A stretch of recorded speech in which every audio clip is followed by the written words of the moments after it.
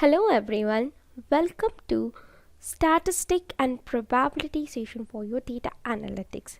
So today, as we know that we started with the test, today we are moving to understand the F test. So basically this is one of also a popular test in nowadays which is used to do data analytics on that. Basically this F test named after more prominent analysis of RA features, so that's why it gives the name of F test, because Fisher, from the Fisher we got the first initial, that is F, so that's why we got the name of F test. It is basically utilized to what the autonomous things, like if you want to change the things with the help of the difference to calculate the things, to population having the same difference, typically things we use this.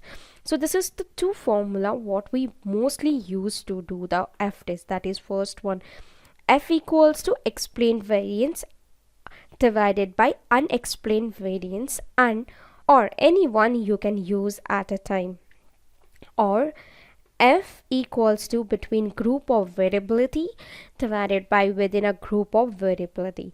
Let's understand one by one what is this. So first formula, which is depend upon your variance. So whenever you have the things where you need to go ahead with the variety of variance, and you can go with your estimation of that, like if you want to go ahead with a large estimate the values as well as the smaller estimate the values, and you need to find out the explained variance, like where we have the particulars values, we have the links on that. So that particular time we take all of that particular things in a explained variance, and now it will be divided by the unexplained, which is not there. We don't have the particular things properly on that, we use the unexplained variance.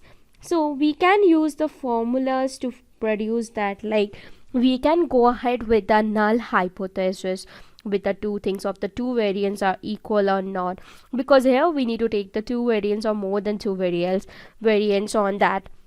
So the first thing, we just go with the null hypothesis, then we need to go to the find out the calculation purpose of the formula. So mostly whenever we do the calculation, first we need to calculate the mean on that, right? So the upside you can give the mean on that, then the second one the same way you need to go with the number of values. Then we need to find out the variance ratio.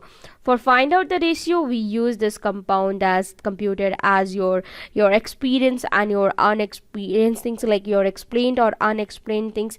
So after that you need to find out the degree of freedom. If you remember in a t-test also we find out the degree of freedom, the same way here also we need to find out the degree of freedom. Then this is the fourth step for that. The fifth step will be your F table, like we need to go with the value of F, then we need to find the significance, then we need to go ahead with the values on that.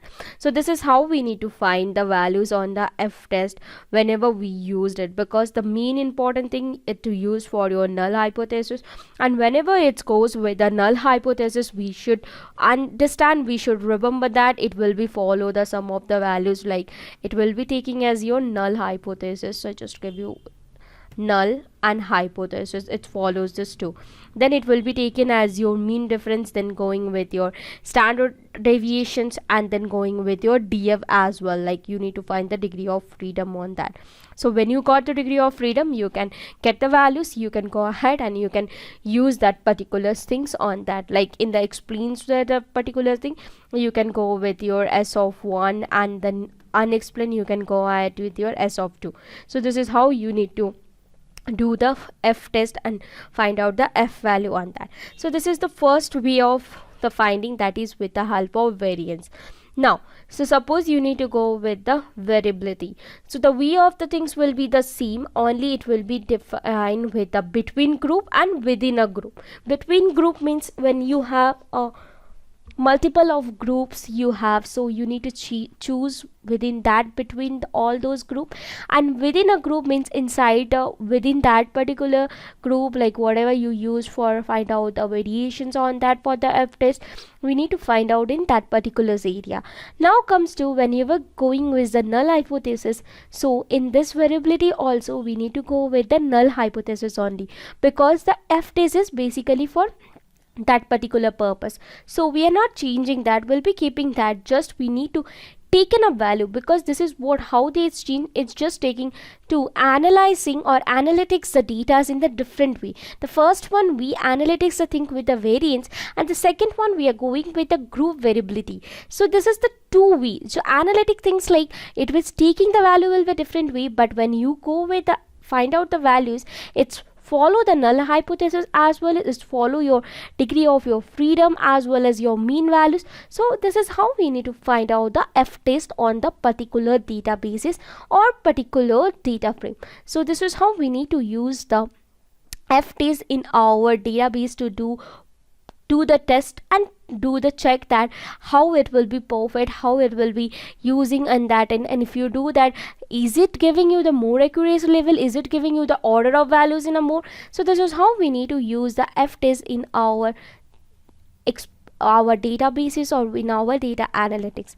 I hope you are clear with the F test, because there is one more test called Z test. We'll be looking forward to the Z test in a next session.